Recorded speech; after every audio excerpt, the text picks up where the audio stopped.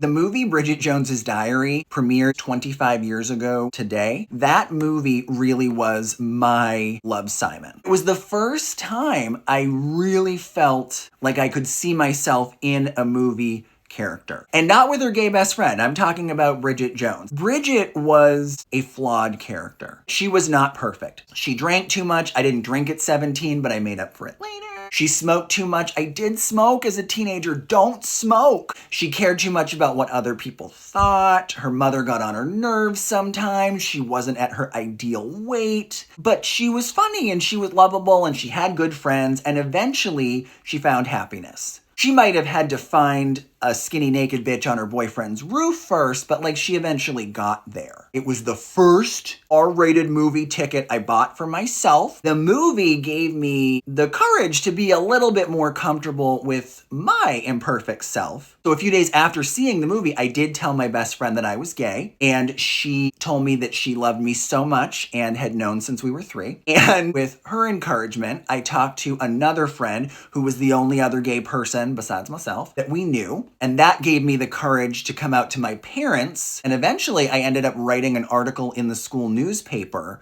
where I came out. That wasn't the focus. It was when Jerry Falwell blamed 9/11 on abortionists and homosexuals.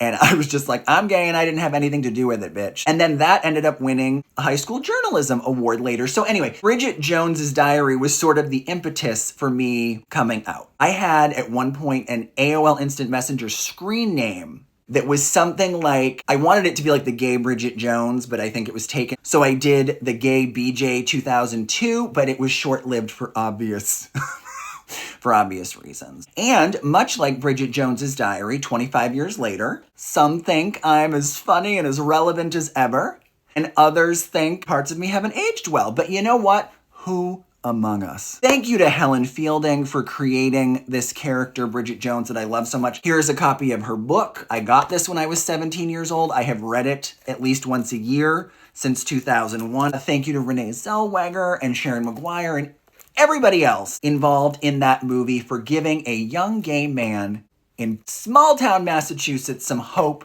when he really needed it. And it took a while for a lot of Daniel Cleavers, but I did eventually find my Mark Darcy, who is thoughtful and handsome and sweet and tall and likes me just as I am and reminds me of that every time I go waste money on Botox.